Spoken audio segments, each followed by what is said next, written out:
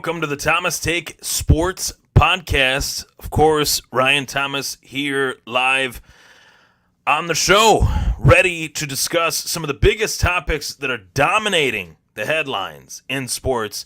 And this week, obviously, the NFL is dominating the headlines, and it's not for the right reasons. It's for all the wrong reasons that you would be dominating the headlines if you're a league. The major leagues, Major League Baseball, they're dominating the headlines for the right reasons. You got a lot of nice trades to discuss. Juan Soto going to the Padres. That's big news. But the NFL, man, it seems like they can't get out of their own way as we inch closer and closer to the 2022-2023 regular season. Got the Deshaun Watson story, the situation with the Miami Dolphins being in the principal's office, as I like to call it, having two draft choices, a first-round draft choice in 2023 and a third-round draft choice in 2023 taken away due to tampering charges. And I have a big question within those quote-unquote tampering charges and what the NFL found.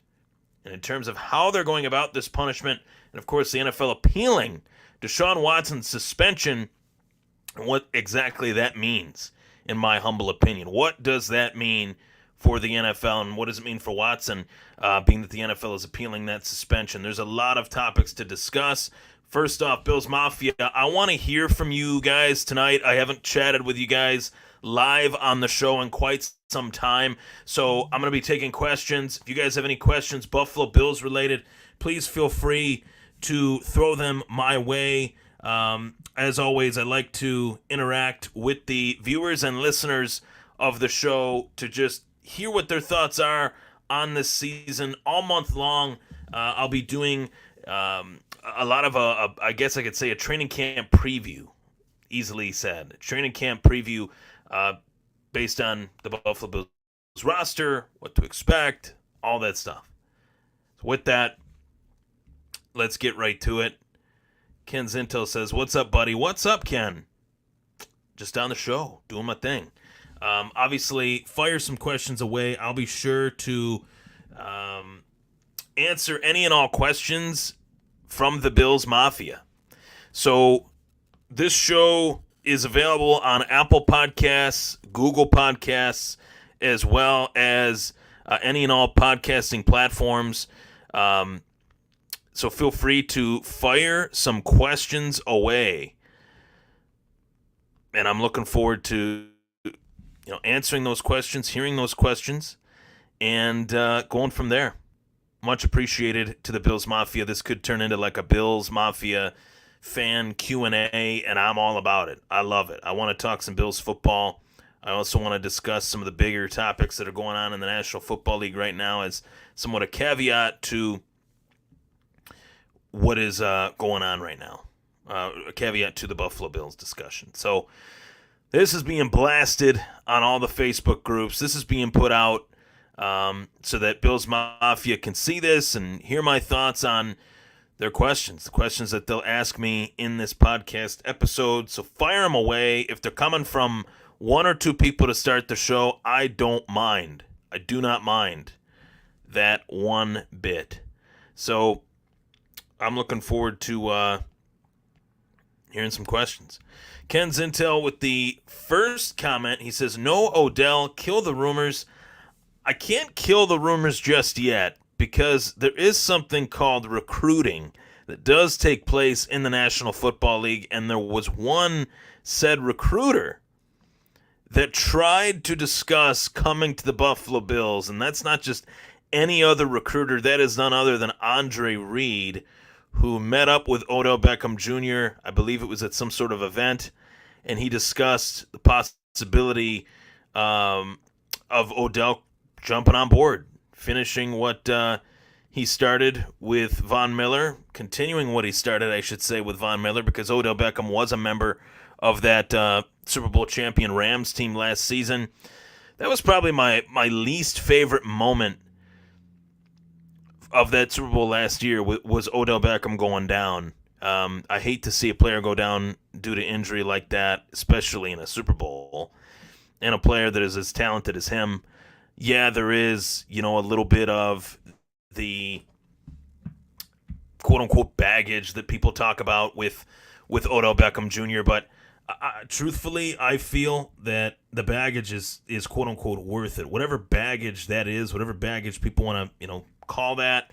If they want to call it baggage, that's fine. But me personally, I feel like he's one of those rare players in this league that has elite talent and is a player that has made every team he's been on better. With the exception, of course, you could say Cleveland, but can you now with what's going on in Cleveland? As I scratch my head, I'm like, can you say Cleveland? I don't know if you can with what's going on in Cleveland now. So, Ken Zintel, let's dive into the 6 games for sexual harassment and a whole season for weed doesn't add up. I actually talked about that in the last podcast I did with Calvin Ridley being suspended for the entire year. And Deshaun Watson initially, and I say initially, not being suspended for the season. Initially.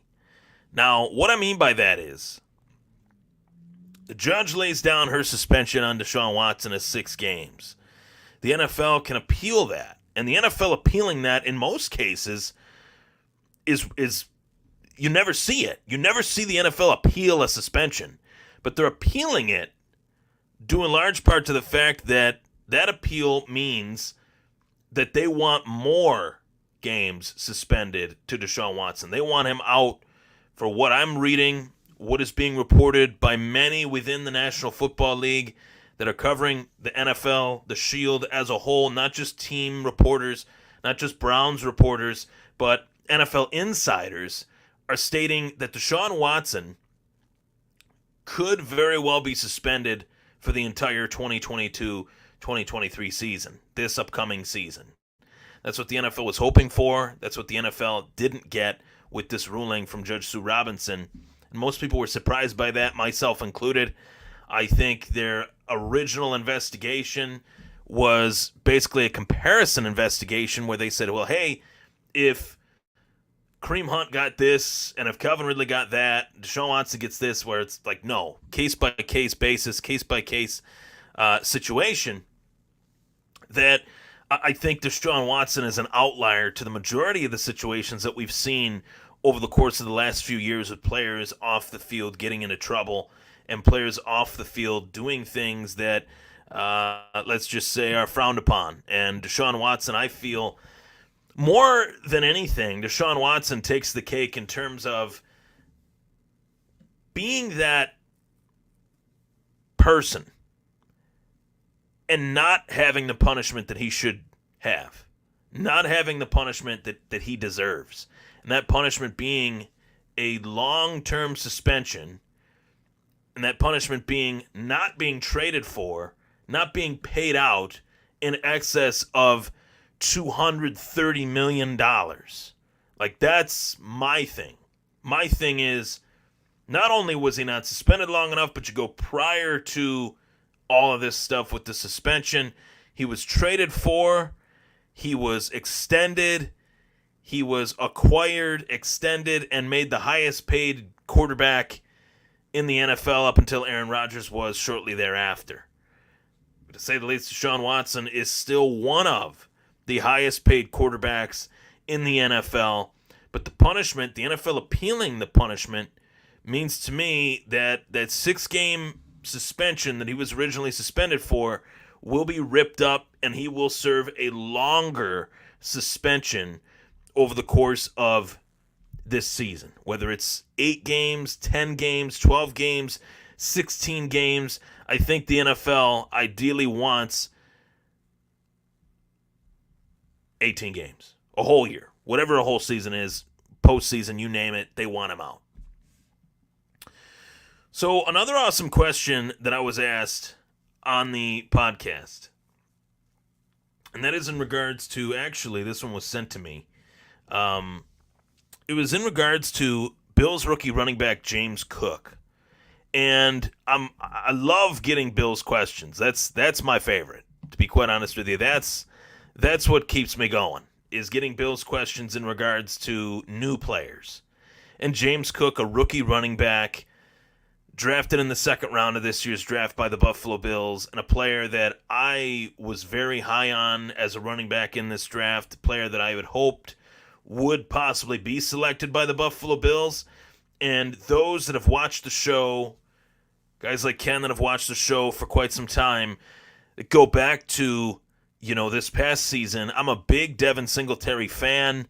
I really enjoy Devin Singletary as a player. I think he's got an awesome skill set, and I think that showed up and showed out over the course of the last, 5, 6, 7 weeks of the season.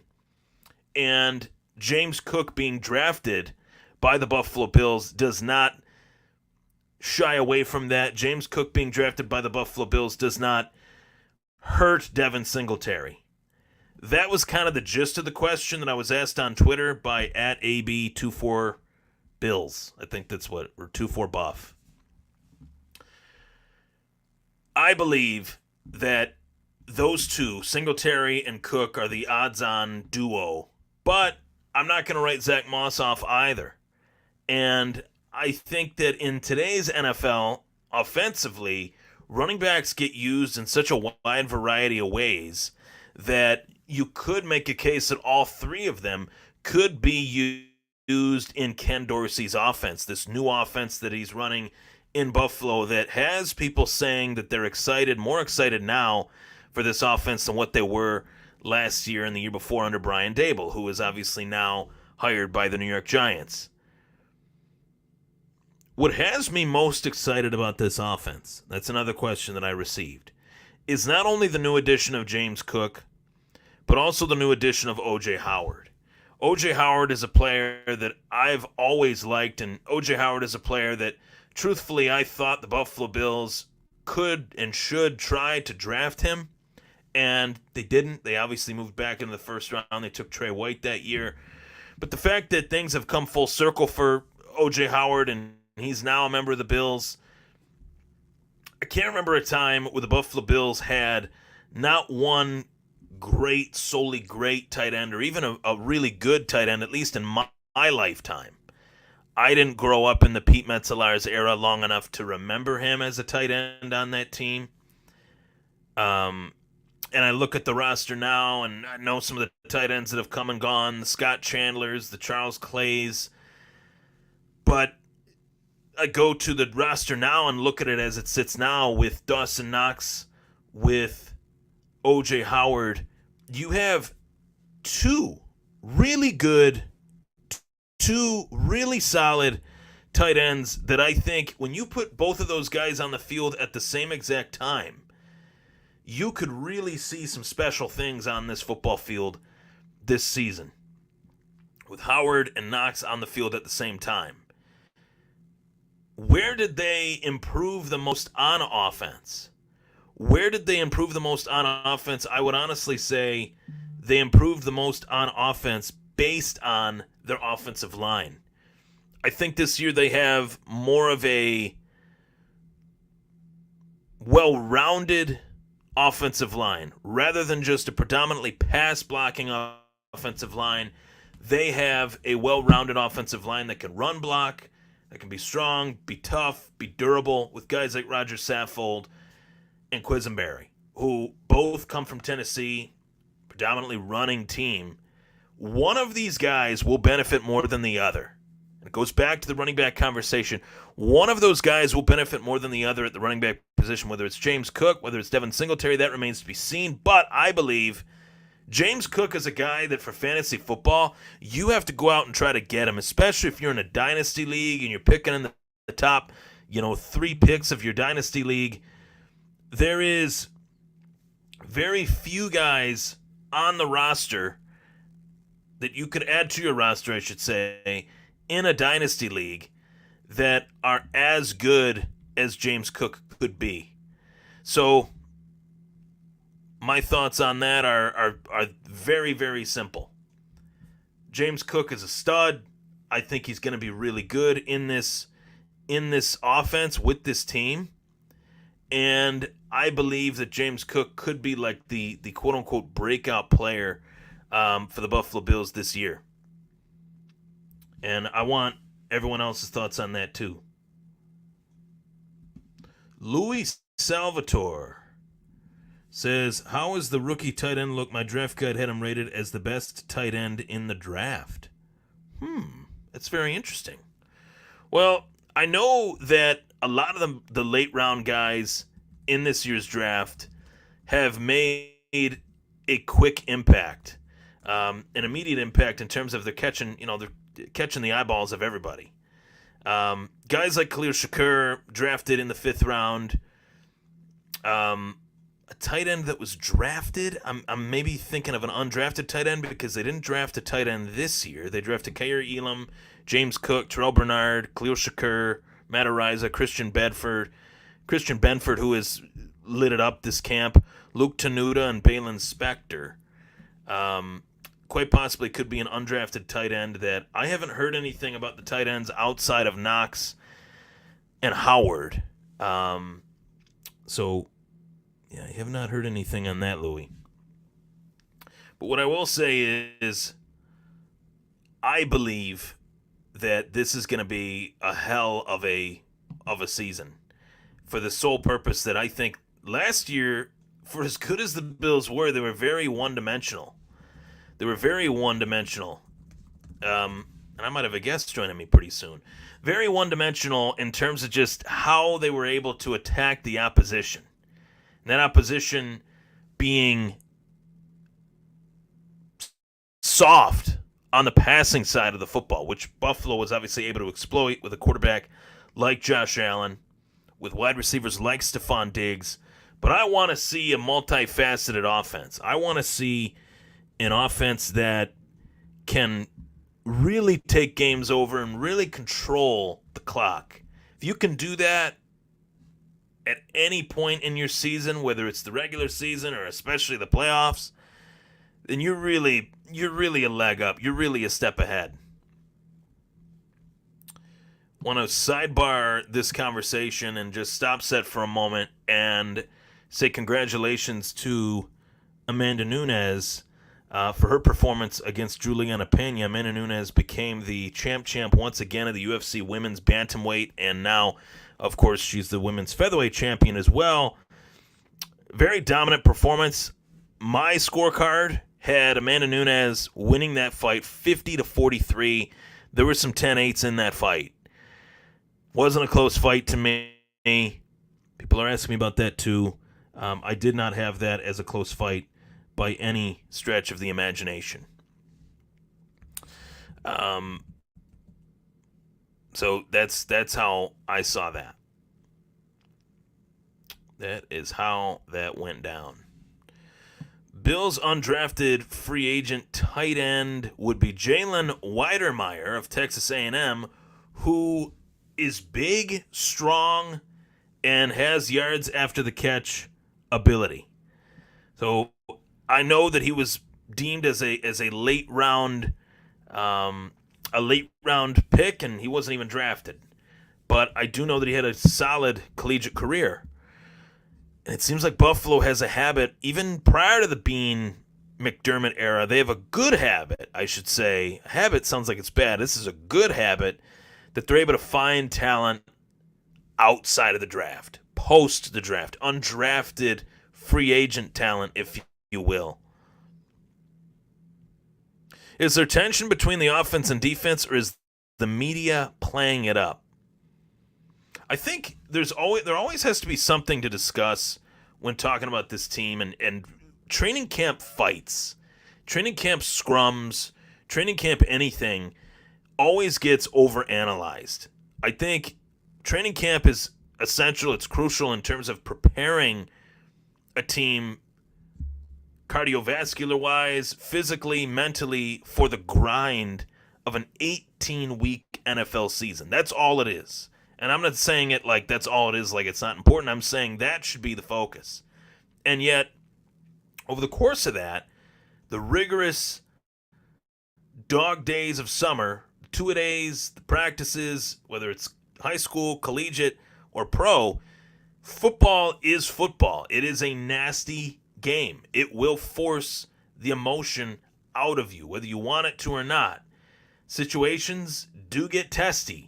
in the game of football. And that's what I really enjoyed about the game of football when I played it. I loved the moments that would quote unquote bubble to the surface and all of a sudden explode. I had some of my best friends that were teammates, middle school or Pop Warner. I didn't play in high school. I wrestled and played baseball instead. Those situations actually made me closer with my teammates. So I can only speak to myself in that from personal experience, anytime, I had a teammate, we'd run around this water tower. I had a teammate as a kid that was really pissing me off, and I pushed him over the fence in the process of the practice, running around the water tower. My mom knew it was coming, and she started, laughing when it happened, which she shouldn't have done, but she did.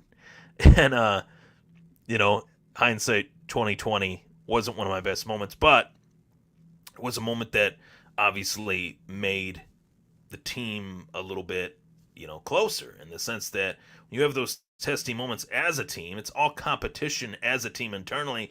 You have to compete as a team internally before you compete as a team out on the field against the opposition. That's really where you can learn, and I think the media is playing it up a lot. I know that Josh Allen went, somewhat toe-to-toe with Jordan Phillips for a split second, but that's all it was. It was just a scrum.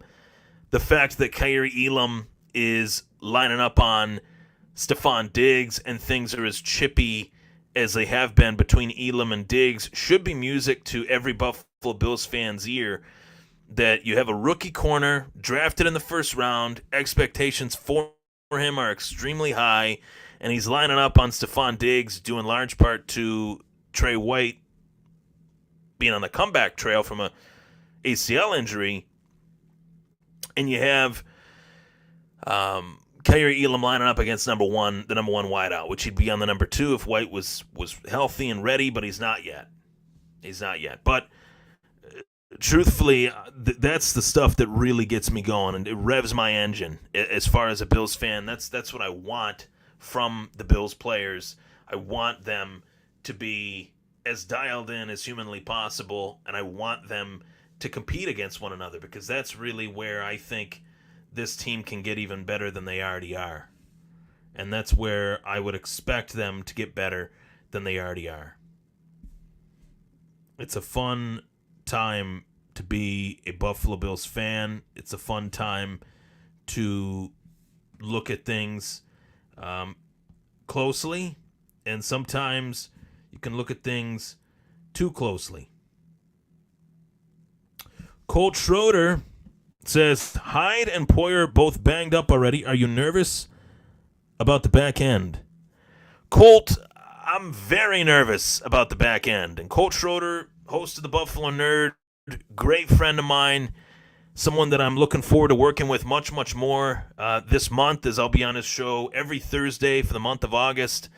Greatly looking forward to that. I talked about that at the beginning of the show. I'll be doing like a camp preview series with Colt Schroeder, who is somebody that I've always enjoyed talking Bills football with.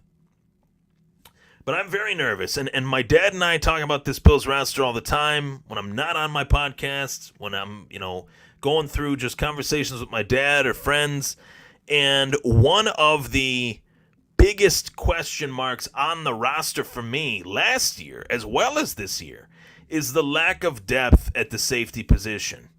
And you can say that we've been grooming Damar Hamlin. You can say we've been grooming certain players here and there. I definitely think we have been, and I think that that's a great thing. But those players are not Jordan Poyer or Micah Hyde. And Micah Hyde and Jordan Poyer were like spaghetti and meatballs. Prior to, I would actually say like this. You never heard of someone making a jelly sandwich. Peanut butter sandwiches, in a pinch, they're all right. But peanut butter and jelly together is what makes the sandwich, right? That's Jordan Poyer and Micah Hyde, peanut butter and jelly. Like you never want them separate. You always have to have them together. Weird analogy, but you guys know what I'm talking about. And without those guys together, I think that would drastically change the expectations for the defense and the dynamic for the defense. You'd have to have more consistent pressure up front on this D-line that is very new. The pieces on this D-line are very new in comparison to the entire rest of the roster. Very new. Von Miller is new. Gregory Rousseau, his second season. Ed Oliver, he drafted a couple years ago. I wouldn't say he's new, but he's definitely not a vet. He's young. Boogie Basham. DaQuan Jones, new addition. So you'd have to rely more on those players within that unit, and you'd also have to rely on a linebacker that is probably the most polarizing player on the Bills roster right now. The fans, the Bills Mafia, they're not divided in their rooting interest for the Buffalo Bills, but they are divided in how they evaluate Tremaine Edmunds. I see it every day in terms of interaction with Bills Mafia members, Bills fans. Some Bills Mafia fans, Bills fans, I should say, believe that Tremaine Edmunds can be the next Ray Lewis. Some don't. And I'm in the camp of we haven't seen his best yet, and we need to see it. If we don't see it this year with the reinforcements, I don't know if we ever will. And I don't want to write him off, but we need more out of Tremaine Edmunds. We need more of that consistent middle linebacker production. And I think Hoyer, oh my God, Brian Hoyer. Did I just do that? Jordan Poyer and Micah Hyde have to be on the field. Healthy, ready, willing, and able to go. Colt Schroeder, great question. Dred Reed, hey, what's up, brother? What's up, man?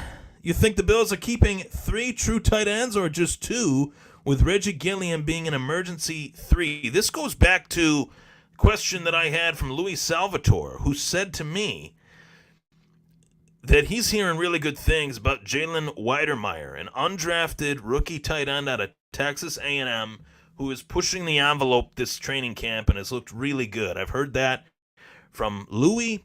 Great comment. I've heard that from guys like Ryan Talbot. I've heard that from guys like John Scott. I've heard that from quite a few people, that this Jalen Weidermeyer has been awesome and consistent in the reps and the limited reps that he's had. And when you have a player doing really well with limited reps, it means he's making the most of his opportunities. God bless him for that. That's awesome. But how can he make the roster? He's got to continue to do that from now until the end of August in order to do that. So right now I would say that the chances of Reggie Gilliam making the team as an emergency 3 are pretty good. But the battle between Weidermeyer and Gilliam, I think, is the battle. Knox and Howard are going to change the dynamic of this offense, and I think they're going to allow Ken Dorsey to do a lot of things in the run game as well as the pass game that Brian Daboll could never do. And part of that is because he didn't have the player to do it in O.J. Howard and Knox at the same time, and he also didn't really have the creativity that I think Ken Dorsey has. I think this offense is going to have a very college-like flair to it, and that's really, really exciting. And Troy Michael Koss says, Edmunds is mediocre. As of now, I would agree with that.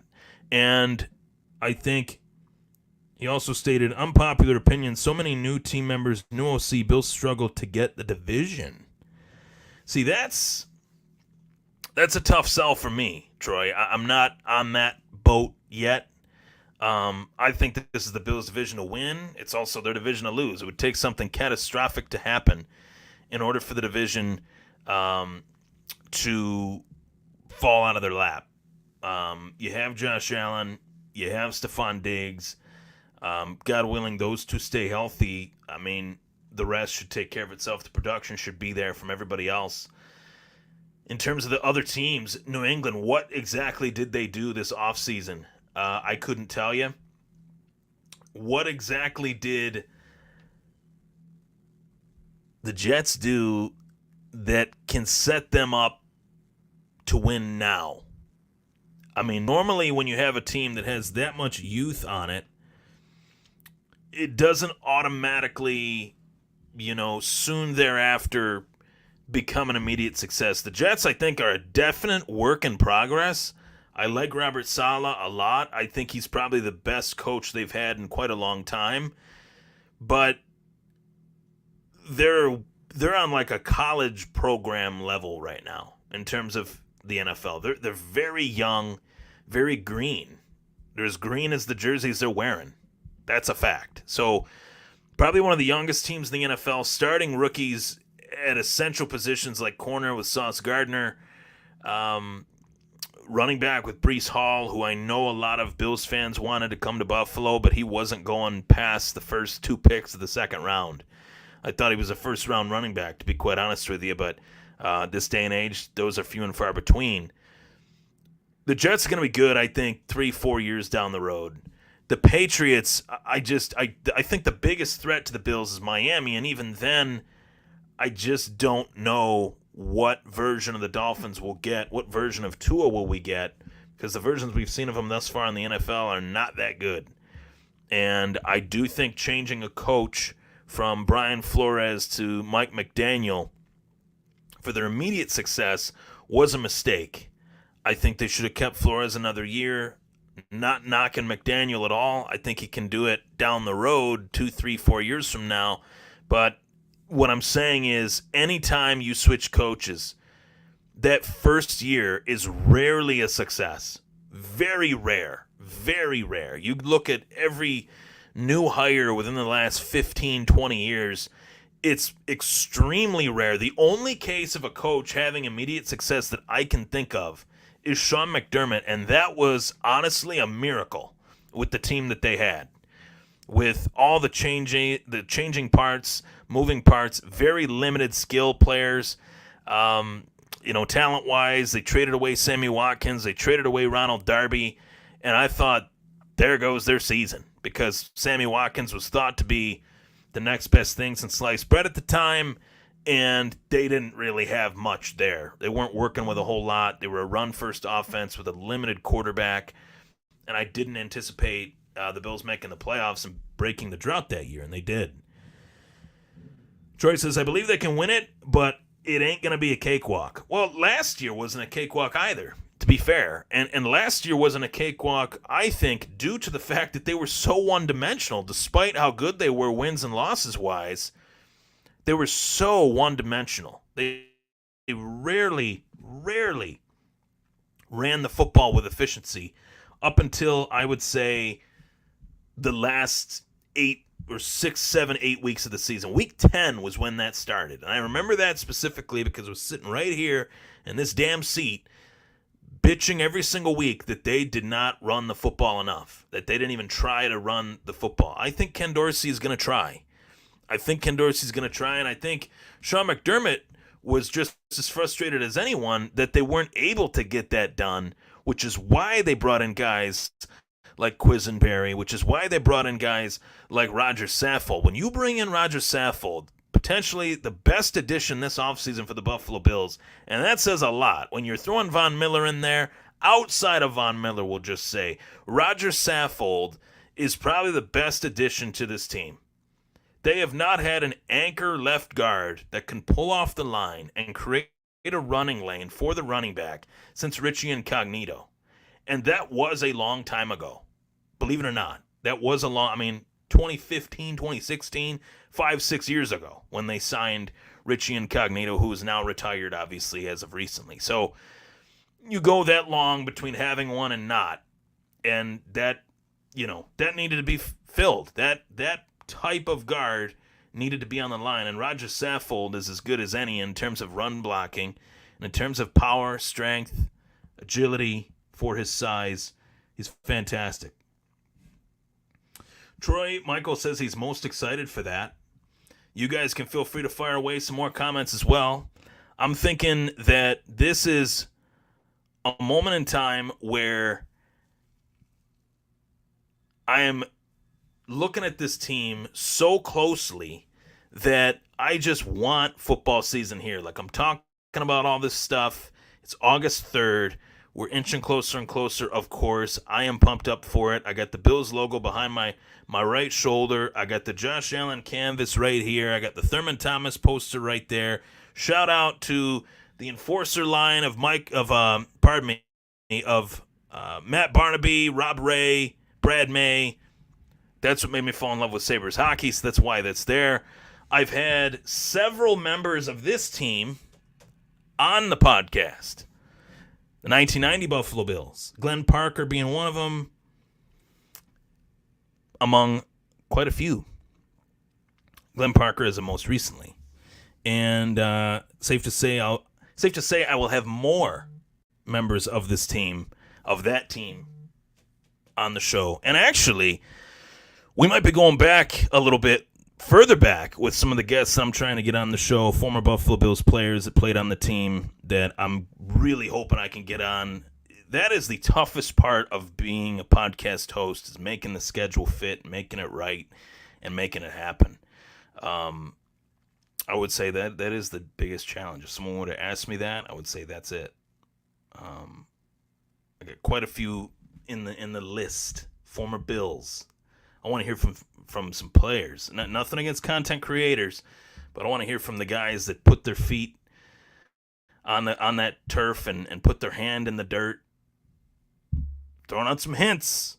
You guys can guess who I could be talking to. Past offensive lineman, past defensive lineman, maybe both. We'll see. Thank you for tuning in. I really appreciate it. The Thomas Take Sports Podcast is available on all audio podcasting platforms. That's where you will find this podcast as well, on Apple Podcasts, Google Podcasts, and Spotify, as well as YouTube and Facebook. Like the page, subscribe to the channel. Greatly appreciate the support. Last and certainly not least, go Bills.